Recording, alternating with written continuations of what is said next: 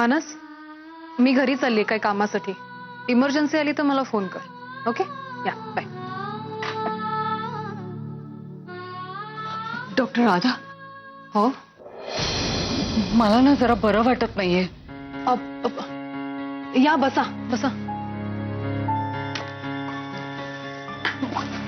हे घ्या.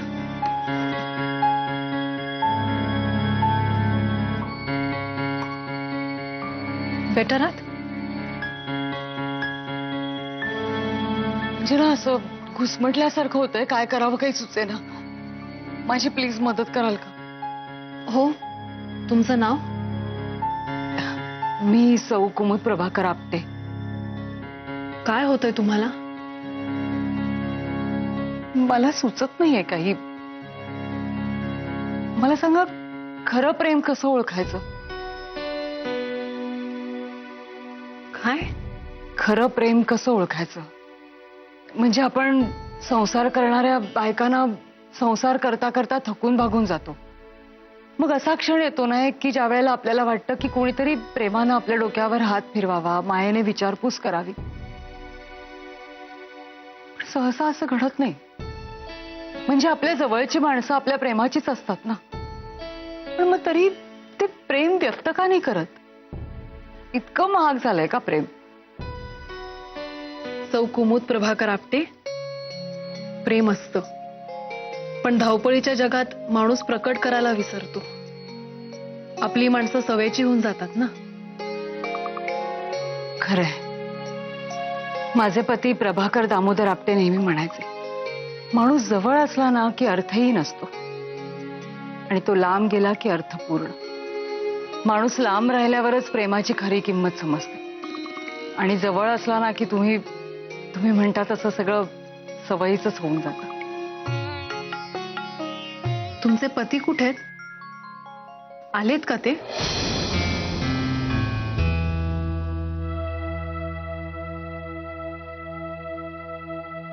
मला ना गरगरतंय थोडस.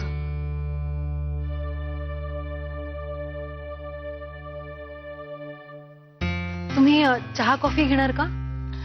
नको. मग बिस्किट खाणार तुम्ही? ठीक आहे, तुम्ही 2 मिनिटं बसा, मी आलेच. माझ्यासोबत जरा पेशंट आहेत, तुम्ही बाहेर बसता, मी तुम्हाला बोलवते.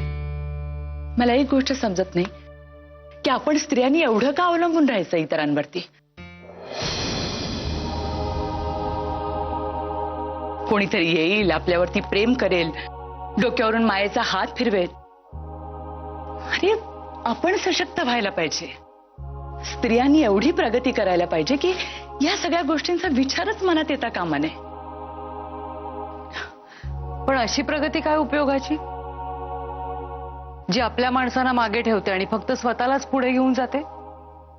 निदान एका स्त्रीने तरी असं वागू नये. कारण जगात जर कुठे प्रेम शिल्लक असेल ना, तर ते फक्त स्त्रीच्या रूपातच आहे.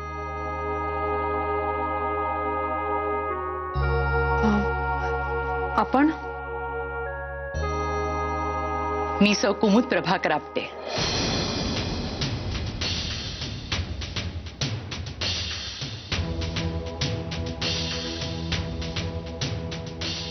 अहो, पण यांचं पण नाव सौ कुमुद प्रभाकर आपटे आहे.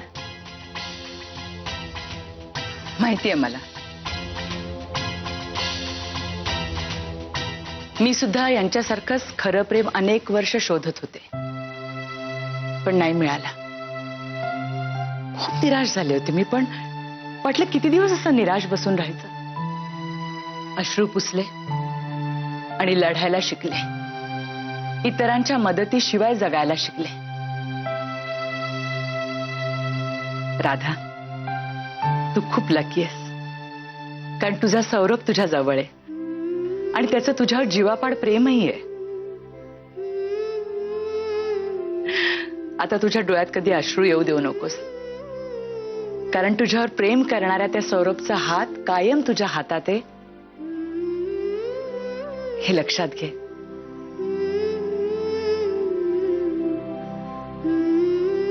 पण मला समजत नाहीये, तुम्ही दोघी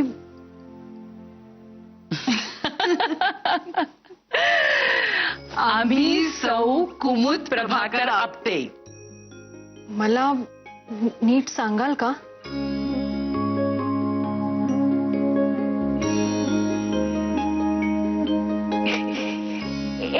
एक मिनिट. आत्ता हळूहळू मला स्ट्राईक होतोय. तुम्ही ऐश्वर्या नारकर ना? आणि तुम्ही प्रतीक्षा लोणकर ना? मगाचपासून माझ्या डोक्यात तेच चालू आहे की ओळखीचे चेहरे वाटतायत. आणि त्यात तुम्ही दोघींनी सौ कुमुद प्रभाकर आपटे हे नाव सांगितलं. त्यामुळे बसा ना.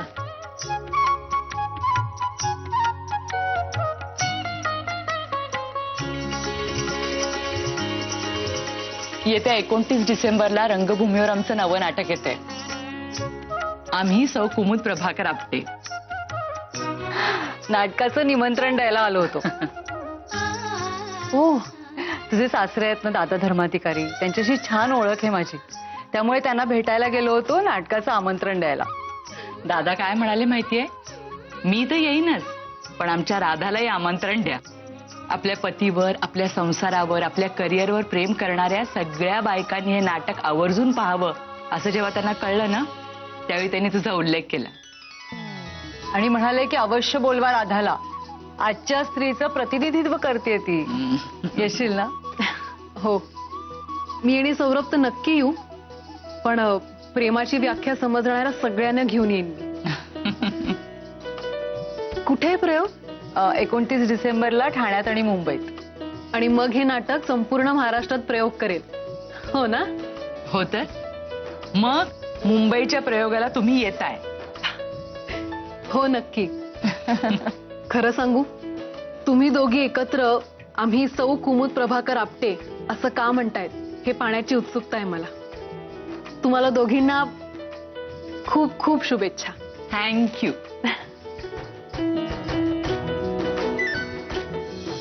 वा वा वा वा वा, छान, मजा आला. I am happy. तू फाईल घेऊन आलास ना, खूप बरं वाटलं मला. Your a nice boy, you know, I like you. Good good good. तू माझ्यावर पाणी प्यायलास, कारल्याचा रस प्यायलास. वा वा, व्हेरी नाईस. मोगॅम्बो, नाही सॉरी, आजोबा खुश हुआ. एक काम कर मला, एक काम कर, जायचं एक मला सुंदरचं गाणं म्हणून दाखव. Okay please.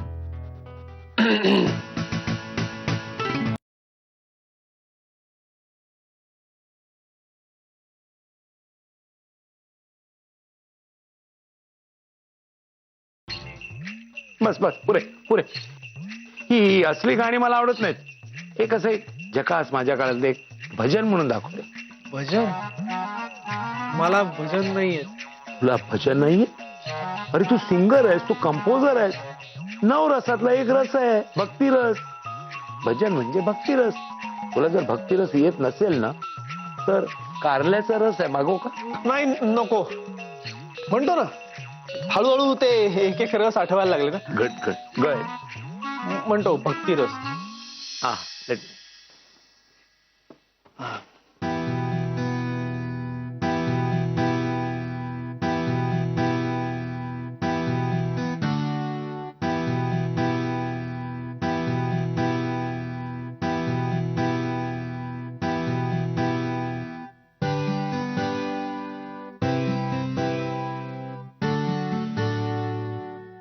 वा, सुंदर सुंदर.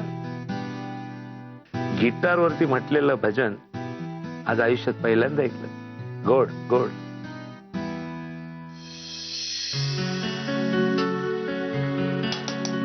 राधा, मी आईला विचारलं तुझ्या हॉस्पिटलमध्ये ऍडमिट करण्याबाबत. मग काय म्हणाली आई? नाही म्हणाली. पण मला असं वाटतंय की माझी डिलिव्हरी तुझ्या हॉस्पिटलमध्येच व्हावी, रादर तुझ्या हातूनच. नशीब, राधाचा एक तरी गुण मान्य आहे हिला. नाही, मान्य असणारच ग. स्वार्थ आहे ना त्या. एकदा का राधावर सगळी जबाबदारी टाकली की बाळ बाळंतीण सुखरू, शिवाय जीवाला काही त्रास नाही. राधा, आता गोड गोड बोलणं सुरू होणार ग बाई. तुम्ही कशाला यात मध्ये पडताय? तुम्हाला कोणी विचारलंय का काही? हे बघ, मला जर काही बोलायचं असेल ना तर कुणाच्या परवानगीची गरज नाहीये. 1 मिनिट राधा. गार्गी, तुला सांगून ठेवते, आईचे कान भरणं, नवऱ्याकडे चहाड्या करणं असल्या सवयी नाहीयेत मला. माझं जे काय आहे ना ते समोरासमोर, कळलं ना? रंजूताई शांत व्हा. जाऊ दे ना, लहान आहे ती. लहान? ही लहान? अगं मुंगी सुद्धा लहान असते, पण ती जेव्हा विनाकारण चावते ना तेव्हा ती चिरडावीच लागते राधा. रंजूताई तुम्ही उगाच मला तिचं करायचंय ना तू तिचं कर, पण तिची ही जी वागण्याची पद्धत आहे ना ती नाही मला आवडत, कळलं ना?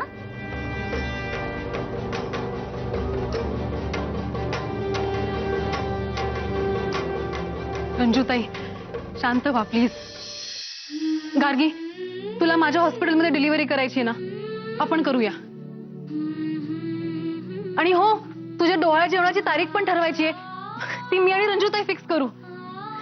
त्यानिमित्ताने आपल्याला सीमा मेरीला परत पण बोलवता येईल. हो ना? तुला काय वाटतं गार्गी?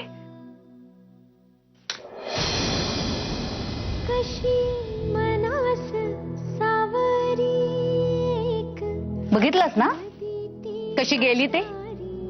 तुला सांगू का राधा, तिला सीमा इथे यायला नकोच आहे, कारण सीमा धारेवर धरेल ना. तू पडलीस गरीब, तू तिच्या सगळ्या चुका पोटात घालणार, ती कसंही वागली तरी तिचं सगळं कळणार, हे माहिती तिला. रंजूताई, ती पोरकटपणे वागली म्हणून आपण पण तसंच वागायचं का? जाऊ दे ना. मी सीमावहिनींना फोन लावते. अगं मी केव्हाचा प्रयत्न करते तिला फोन लावायचा, पण ती फोन उचलतच नाहीये. हो, मला प्रत्यक्षात जावं लागेल मग. रंजूताई, यश जिजूंबरोबर मी सुद्धा पुण्याला जाते. काही करून त्यांची समजूत घालून त्यांना परत आणावंच लागेल.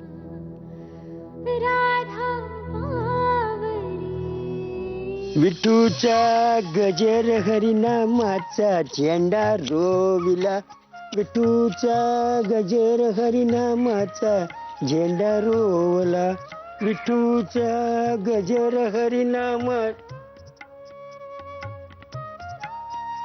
म्हण की रे. अरे चांगलं म्हणत होतास गाणं. म्हण म्हण. दुसरं म्हणू? हा म्हण म्हण म्हण. दुसरं म्हण. जेथे जातो तेथे तू माझा सांगाती, जेथे जातो तेथे तू माझा सांगाती, चालविशी हाती धरून या, जेथे जातो तेथे तू माझा संगाती. वा वा वा वा.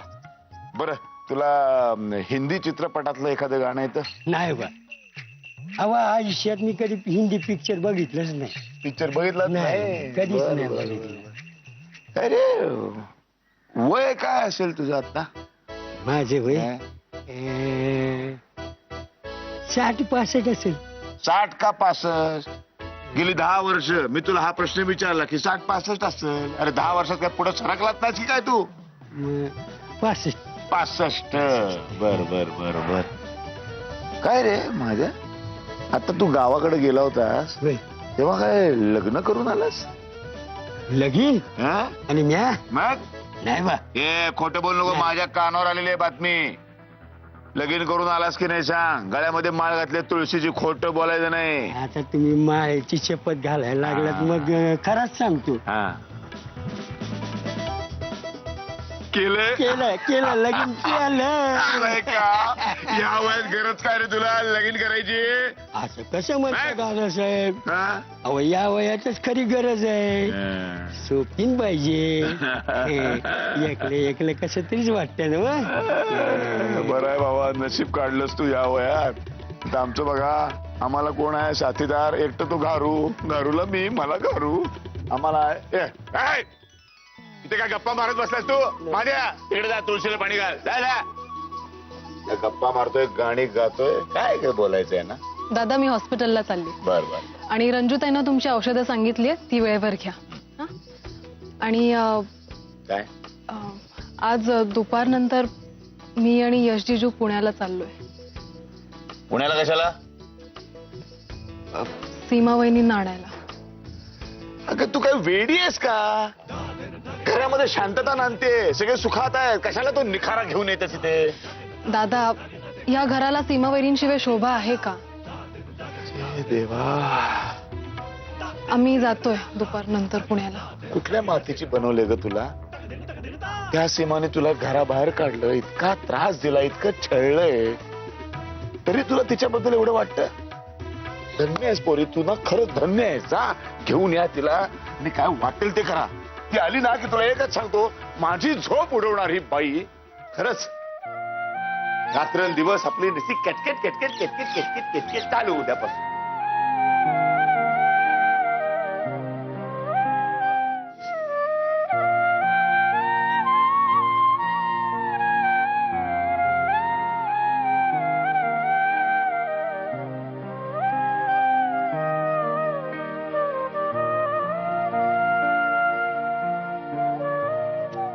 चला. ओए, रिक्शा में तो बैठ गई, कहाँ जाना है ये तो बता जाने मन. एक्सक्यूज मी, तोंड सांभाळून बोला. हाँ सौरभ, जी हाँ, हम ही है वो नाचीज. तू इथे काय करतोयस? तुझं दिल्लीत काम आहे ना? मग आपण दिल्लीतच होत ना, म्हणून तर मगाचपासून प्रयत्न चाललाय हिंदीत बोलण्याचा. अब क्या करेंगे ना, इधर से जाएंगे ना और गरम गरम समोसे खाएंगे, आलू पराठे खाएंगे और बाद में जाके गोल गप्पे खाएंगे और ना वो गाढ़ा मीठा दही खाएंगे और बहुत कुछ खाएंगे इंटरेस्टिंग. और बाद में गुलाब जामुन मेरी जान. सौरभ, मरेन मी आता, बास. अरे ऐसा मत कर सोनिए, दिल में ठेस पहुंचती है.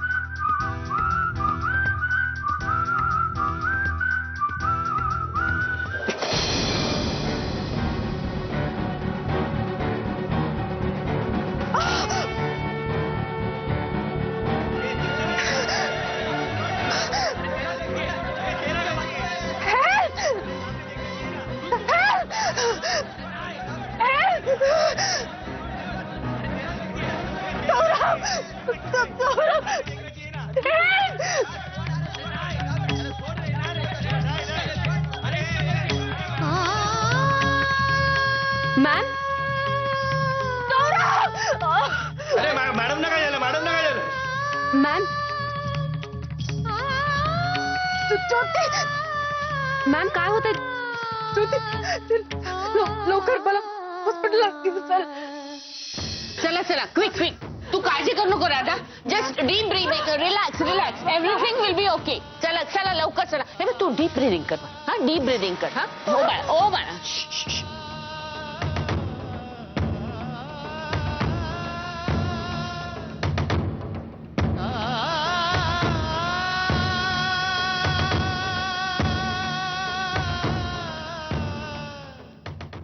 काय हो मग राधा आता कशी आहे? नाही, रिपोर्ट्स तिचे ओके आहेत, परंतु तिला आता 8 दिवसांची कंप्लीट बेड रेस्ट घेणं आवश्यक आहे. कंप्लीट म्हणजे कंप्लीट, पूर्णपणे बेड रेस्ट तिने घेणं हे आवश्यक आहे. बर. आणि म्हणूनच मी असं ठरवलंय की आता तिला इथून सरळ माझ्या घरी घेऊन जायचं आणि 8 दिवसांनी मी तुमच्याकडे तिला आणून सोडेन. ठीक आहे? कशासाठी पण?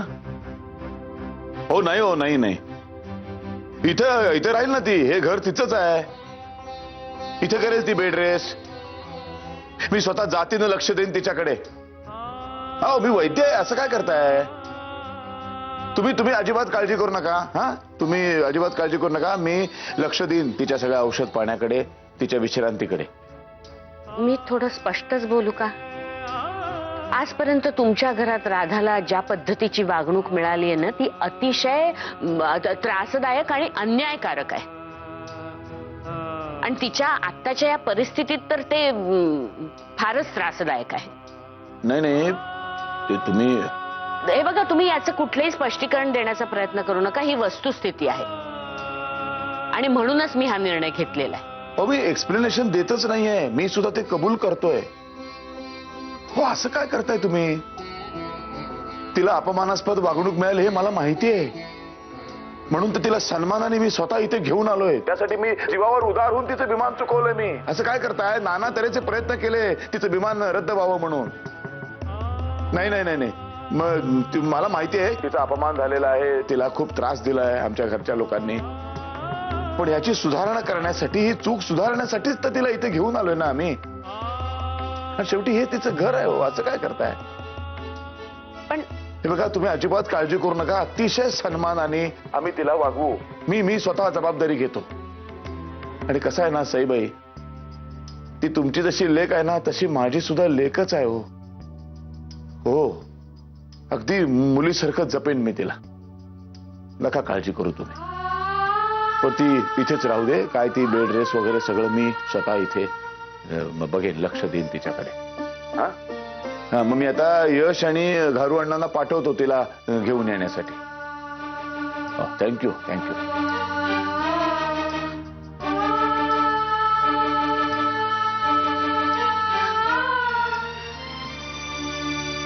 हे भगवान, आहेस का तू?